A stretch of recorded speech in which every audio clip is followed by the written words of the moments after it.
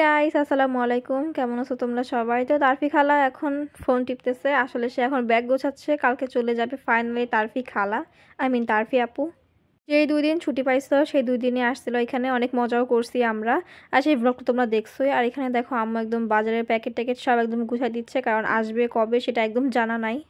এই তো সকাল হয়ে গেছে, আম্মু ফ্রিজ থেকে একদম দুধ, তারপরে যেই সব খাবার টাবার রান্না করে রাখছিল টিফিন বক্সে সব কিছু বের করে ফেলছে।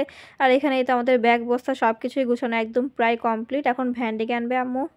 তো এখন পেয়ে গেলাম ভ্যান, এখন ভ্যানে করে যাব আমরা বাস স্ট্যান্ডে 3 মাইপো। ভ্যানের পিছনে বসছি আমি, আর সামনে বসছে আম্মু এবং আমার আপু। আমার আপু তো পুরো একদম প্যাকেট হয়ে গেছে, আর ভ্যানের পিছনে বসে তো আমি একদম দেখতে দেখতে যাচ্ছি পুরো একদম রাস্তাটা। আর দেখো আজকে আকাশটা কি একদম মেঘলা মেঘলা। চলে আসলাম বাস স্ট্যান্ডে, এসে দেখি অনেক ভিড়। আরে বাস স্ট্যান্ড মানে তো ভিড় হবে, অনেকগুলা গাড়ি। আর এখানে আমি দেখতেছি আকাশের কি একটা অবস্থা, মানে আজকে রোদই ওঠে না একেবারেই। আর প্রচন্ড ঠান্ডাও পড়তেছে। এই তো তারফি খালা পুরো একদম প্যাকেট হয়ে আছে। আর এখানে আম্মু আপুকে কি যেন বলতেছে, সেটা ওরাই ভালো জানে। সে তো গল্প করে দিছে একদম। বাট বাস এখনো আসে নাই, বাস লেট করতেছে। এখানে আমি জাস্ট ব্যাগ গুনতেছি, এখানে মোট আছে মোট 6টা ব্যাগ। 2টা বাজারের ব্যাগ, 2টা হচ্ছে কাপড় চোপড়ের ব্যাগ, আর একটা ল্যাপটপের ব্যাগ, আর একটা আমার আপুর হাত ব্যাগ। দেন ব্যাগ গুনতে গুনতে দেখলাম চলে আসলো বাস। আর বাসের তো ঝালনা পুরাই বন্ধ, যেহেতু এত পরিমাণে ঠান্ডা পড়তেছে, সবাই তো শীতে একদম দেখতেছে অবস্থা খারাপ। তারফিপুর বাস ছিল 12টা 50-এ, বাট বাস লেট করছে, এখন বাজে 1টা 7। দেন এই তো আম্মু তারফিপুরকে উঠায় চলে আসলো, নেমে পড়লো বাস থেকে। এই তো তারফি খালাও বসে গেছে বাসে, ওই দেখো তার টুপি দেখা যাচ্ছে। আর এই তো আম্মু বাইরে থেকে বলছে যেন জানলাটা বন্ধ করে দেয়। তারপর তারফি আমাদেরকে টাটা বাই বাই করে দিল একটু। এখন চলে যাবে তারফি খালা, ওকে আর দেখতে পাবা না আমার ভ্লগে, আবার কবে আসবে দেখা যাক। তো এখন আমরা বাজারের ভিতর থেকে আসলাম একটা হোটেলে, এখন এখান থেকে একটু খাওয়া দাওয়া করবো। অনেকদিন ইচ্ছা ছিল একটু পরোটা ডাল মিষ্টি খাবো, তো আম্মু বললো চল আজকে খেয়ে আসি। এই তো এখানে আমাদের পরোটা ডাল আর মিষ্টিটা একটু পরেই নিব। পরোটা ডাল খেতে কিন্তু বেশ ভালো লাগে, স্পেশালি হোটেলগুলো কিন্তু অনেক টেস্টি হয়।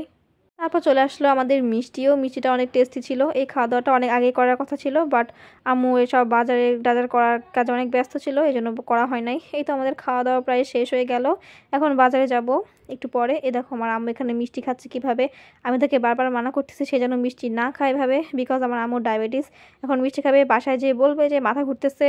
যাদের ডায়াবেটিস তারা কিন্তু জানোই যে মিষ্টির প্রতি কি একটা আকর্ষণ কাজ করে তাদের। এই তো এখানে প্রায় প্লেটটাই চেটেপুটে খেয়ে ফেলছে। এই তো খাওয়া দাওয়া শেষ, এখন হাত ধুতে আসলাম। আর মিরর দেখলে আমার মিরর ক্লিক নেওয়াই লাগবে অবশ্যই।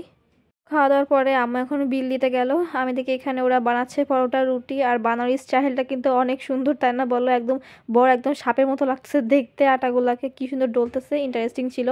এই তো তারপর চলে আসলাম বাজারের ভিতরে, আম্মু এখান থেকে কি যেন কিনবে, মানে কিছু বাজার করবে, প্রয়োজনীয় জিনিসপত্র। আর এখানে দেখো সবজিগুলো কি সুন্দর কালারফুল লাগতেছিল। তো দেন বাজার করার শেষ, এখন চলে যাচ্ছি বাসায়। আমি দেখতেছি যে এতক্ষণ বেজে গেল আর এখনও পর্যন্ত সূর্য মামা ওঠেই নাই। আর বাসায় এসে দেখি এই বেলুনটা তারপর নিয়ে আসছিল আমার জন্য।